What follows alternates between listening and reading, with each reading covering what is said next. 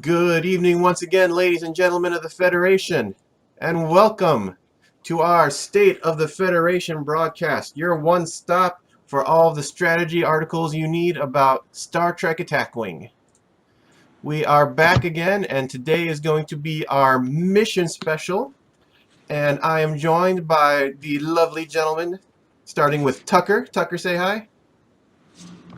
Hi, folks. I have made it to Santa Fe. If you did not hear, it's wonderful here. Glad to be with you today. And we've also got the esteemed Mr. David. David, how are you doing? I'm doing all right, Will. Thanks for having me on again. Appreciate it. Looking forward to talking missions today. And I'm all alone by myself, only my beautiful face for everyone to see. But that's okay. Well, you get Borg cubes. You're surrounded by the Borg, Will.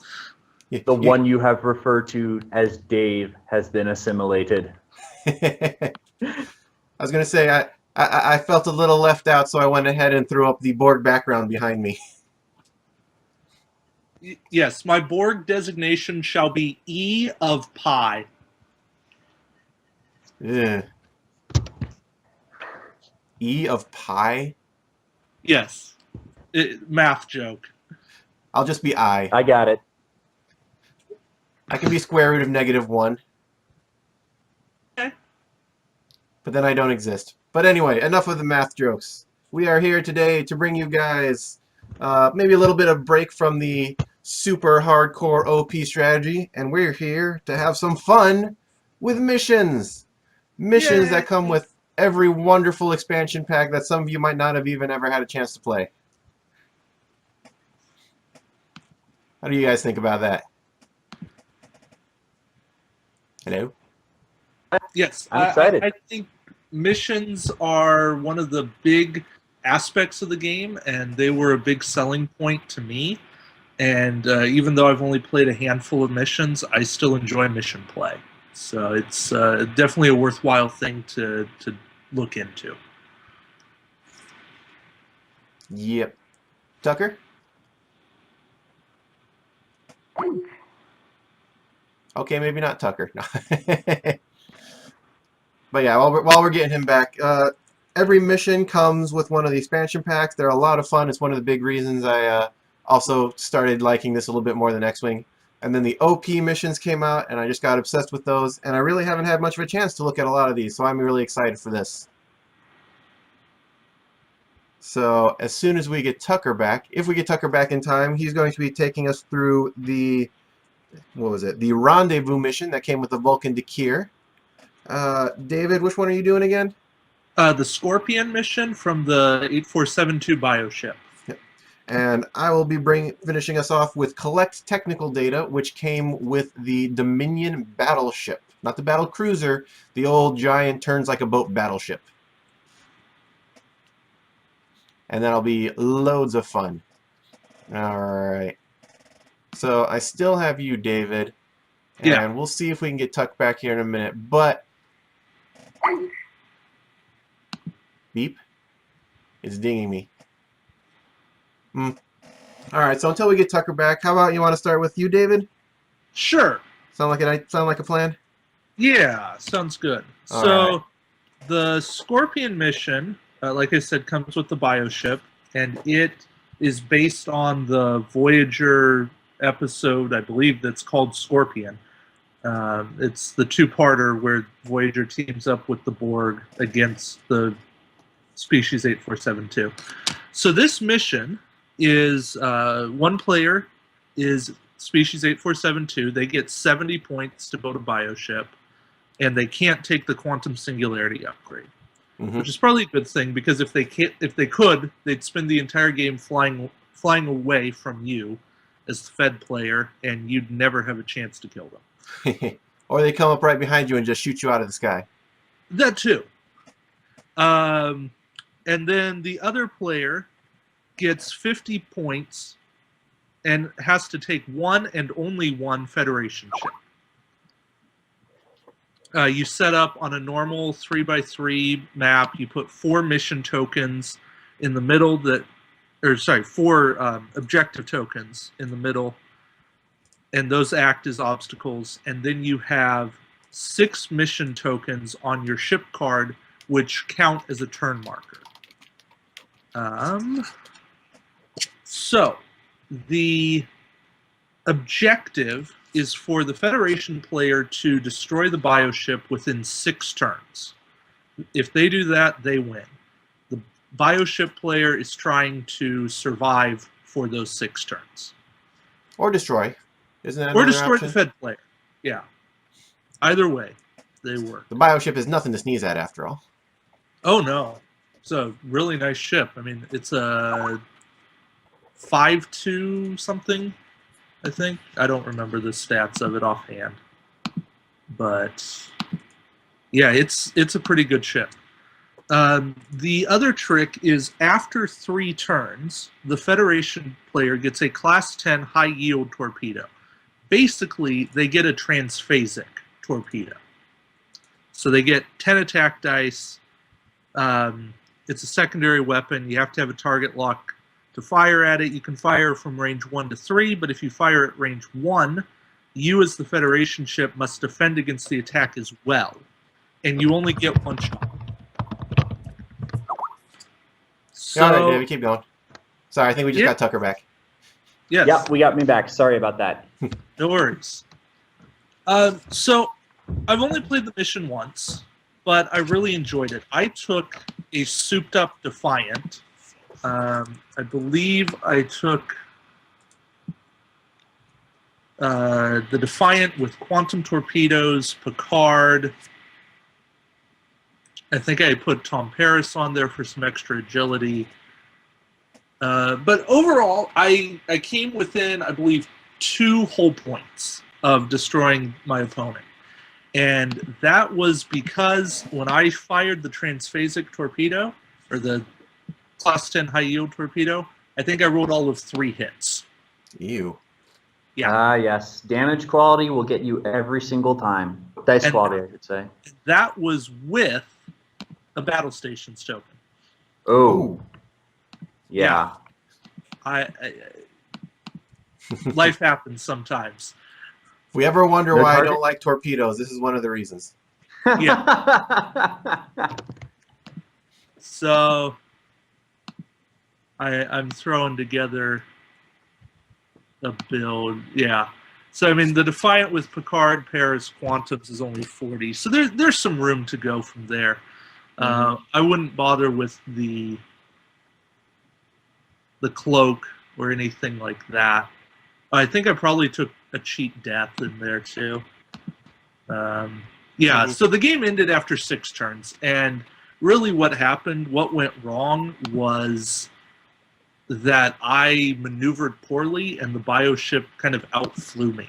We kind of second guessed each other a bunch of times. Which was good. It was a really good match. It really showed the importance of wisely choosing maneuvers. Gotcha. I see that it comes with a couple debris tokens in the field. Did that play any big role in your game? I believe I flew into one of them twice. I think I flew into one, and then I didn't quite get out of it on my way out, and it was messy. And you know what I might do if I were modding this scenario? I might take the debris tokens from Collective OP2, just use those instead of objective markers, just for flavor. Yeah, that would work. I don't see any reason why it wouldn't. So I have a question. From a thematic standpoint, wasn't this the part of the episode where they're actually in fluidic space? Yes, I believe it was. I haven't rewatched Voyager in a while, but yeah. So I guess the debris tokens aren't fully necessary either way, but it does make it a little bit more interesting. yeah. Because having a blank board for an environment isn't usually as much fun. No, it really isn't.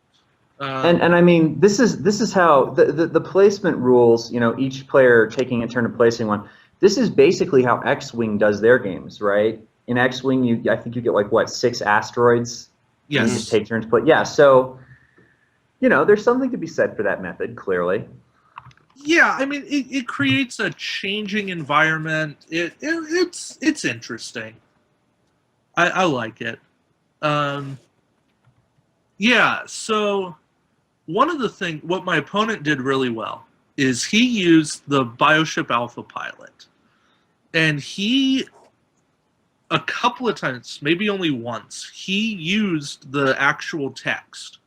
The one where he gets to look at your maneuver dial and then adjust his own? Yes. And now that cost him his action, but then he was able to know where I was going and avoid me. The nice thing about the Defiant was I still had the rear arc, so it wasn't the end of the world. Like I kept him in range, I think, every turn. But the Defiant just didn't quite have enough punch to get me through. Yeah, and there's also that Class 10 high yield torpedo. You get it after three. The one you get after 3 turns. It does not say you can fire it out the rear arc, so that's unfortunate. Right. No, that's awful. So not only do you have to line them up at range 2 to 3 unless you want to blow yourself up, it also has to be in your front arc. So you have some kind of predictability on your part because you start at a numerical disadvantage in this scenario. And your only advantage requires 2 to 3 front arc. Right. At a specific turn frame, like between rounds 3 and 6. Well, or 4. You don't get it until the end of turn 3. Gotcha. So you've got turn 4, 5, and 6 to finish them off. Definitely, what I found, you have to chip away at the Bioship. Because if you can't do something to it, I mean, you're looking at a 6-2-5-6 named ship. So 2 evades and 11 health. That takes some time to really put the hurt on. Oh man, that's still more than it takes to take down a cube even. Well, not a cube, but at least a sphere. Yeah. Because you got to figure those evade dice on average are giving you 1 evade. And I know evade dice are fickle, but when you're building against it, you've got to figure that's going to happen. Also, not to mention that since the final part of this mission requires the Federation to take the initiative by destroying the Bioship can survive, like run away and survive and win. And it has some actions that help it do that, not the least of which is its evade and its regenerate action. Yes. Right, which is why you can't use quantum singularity on the Bioship in this mission.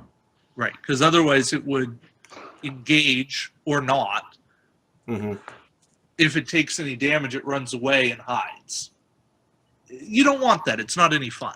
It's too powerful for a very time-based mission. Yes. Yeah, both my opponent and I figured if the game had gone 1 more turn, I would have won. Nice. Because I had him lined up. I had a shot at him on range 3 on turn 6, and so no matter what happened, we would have been engaging again. And he was down to like 2 health, I think. And so no matter what he did, he would have been taking damage. He might have blown me up too, but I had the captain skill initiative. So if I blow him up first, it doesn't matter what he would have done to me. Oh yeah, because he can win by destroying you too, of course. Right. So if I had it to do over again, I'm trying to think, because my instinct tells me to take Voyager because it's fluffy. It works with the mission. I like the 360 arc on there because that gives you a shot, not with the high yield torpedo, but with anything else for turns, and you're going to have him in range at some point. Hopefully it's enough points in time to finish him off, but yeah. Right. And who knows? There's a couple other ways I could go with that. But in sticking with the Voyager, I'd probably take Picard, Tom Paris, and I might even take transphasic torpedoes. Get that one shot at super high dice before you get the high yield torpedo. Mm-hmm. Now, that gets a little cheesy. 30, Now, 36, 40. wait. Yeah, that's 50 points right there. Yeah. Wait a minute. Your problem with beating the guy last time was that your transphasic torpedo didn't work. So your solution is to spend 1/5 of your points on a second transphasic torpedo. Hey, law of averages, man. Because then you get 2 shots with 10 dice, and the odds are that both of them won't whiff. Or you could take new Chekhov with you. Could do that. Who gets to reroll his wonderful blank attack dice. Oops. Yeah. Well, that sounds neat. Tucker, what would you run for this? Oh my. Any ideas? Well, my inclination is to, God, I just don't know how many points it is off the top of my head. I'm gonna. No. I mean, the things I'm thinking about. Oh, okay. Well, throw them out, Tucker. I've got a builder open, so. Yeah. I would do the Defiant for sure, just for the maneuverability. 24. That seems to me to be very. That seems like a good call, just because the Bioship is so maneuverable. Yeah. I would probably do Picard 9, which I say because my builder now includes other Picard. Yeah. I would say That's I would 30. do Spock. I get a tech slot, so high energy sensor sweep. 35, 40.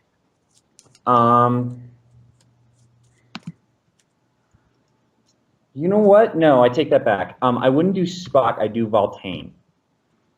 35, 38. Yeah, and my goal here is to just get some good dice quality in there. You know what I mean? Mm-hmm. Yep. Some kind of torpedo? No, probably not. Well, maybe. Let me see what kind of points I have at the end. I would do. I was going to say, you need something to make up for that 3 attack dice of that Defiant. Yeah, you know what I do is I would do. Am I running? Well, I'm running Picard. Yeah, so I do Quantums. That leaves me with what, 6 points? Yeah. Maybe antimatter mines? I'm not fond of mines in this scenario. It's too easy for the 8472 is too maneuverable. They can just steer around them. Yeah. You know what I might do is I might do Chekhov. New or old? Old. The power token one? Yeah. Although, come to think of it, new Chekhov. No, I would do new Chekhov. Well, new Chekhov only helps you with your primary. Oh, does he? it? Okay, never mind. Yeah, old Chekhov then. Darn. I wasn't paying attention. Yeah. You could always take Worf. No, not worth it. Good. But you don't even know which Worf I'm talking about. There's 4 of them. I know. Oh my God! Shut up. Well, I know you're not talking about Captain Worf. Oh, I think that'd be a great matchup.